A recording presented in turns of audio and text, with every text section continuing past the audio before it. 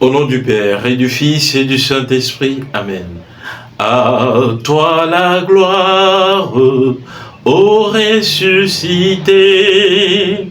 À toi la victoire pour l'éternité. Évangile de Jésus-Christ selon saint Matthieu. En ce temps-là, quand les femmes eurent entendu les paroles de l'ange, vite elles quittèrent le tombeau, remplies à la fois de crainte et d'une grande joie. Et elles coururent porter la nouvelle à ses disciples. Et voici que Jésus vint à leur rencontre et leur dit, « Je vous salue ». Elles s'approchèrent, lui saisirent les pieds et se prosternèrent devant lui. Alors Jésus leur dit, « Soyez sans crainte, allez annoncer à mes frères qu'ils doivent se rendre en Galilée.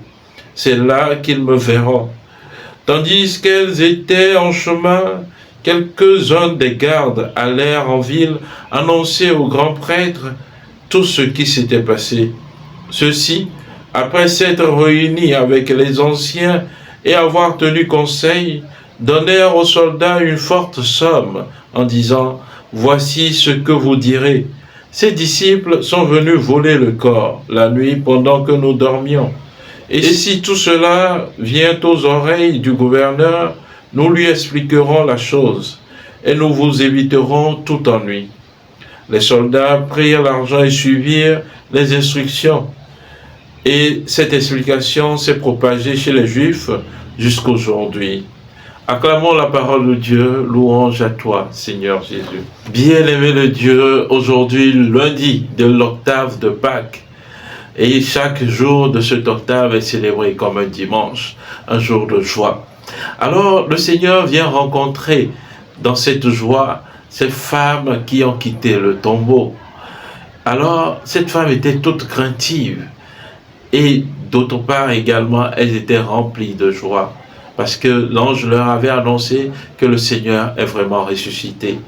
Et Jésus vient se manifester à ces femmes qui étaient parties au tombeau, aller embaumer son corps avec amour. Et Jésus lui-même vient les rencontrer. Mais Jésus leur fait cette recommandation lorsqu'ils soient sans crainte. Allez dire à mes frères qu'ils doivent se rendre à Galilée. C'est là qu'ils me trouveront. Alors, bien-aimés de Dieu, quelle est la Galilée aujourd'hui où nous devons nous rendre pour découvrir Jésus-Christ? Rendons-nous bien compte que cette Galilée, c'est là où le Seigneur a appelé ses premiers disciples lorsqu'ils étaient au bord du lac.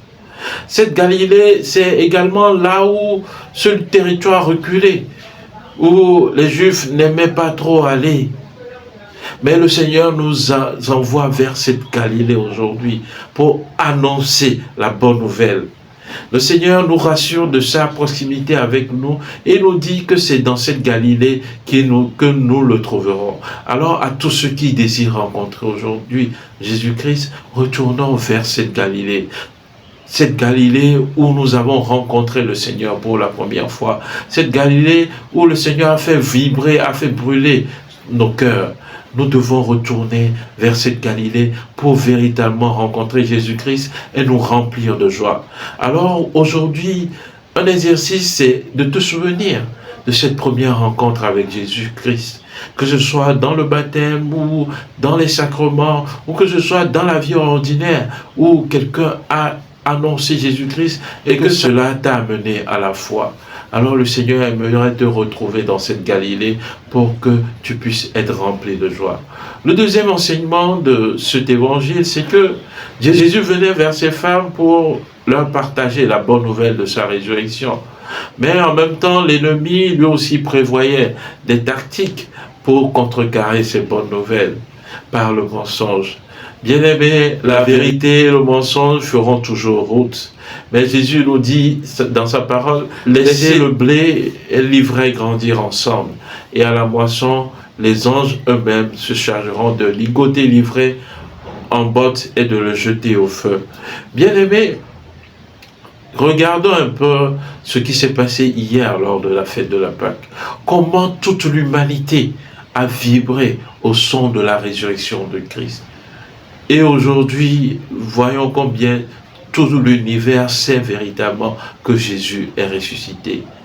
Alors, peu importe le mensonge qui peut y avoir dans nos vies, soyons convaincus que si nous nous attachons au Christ, alors la vérité viendra toujours faire bon chemin.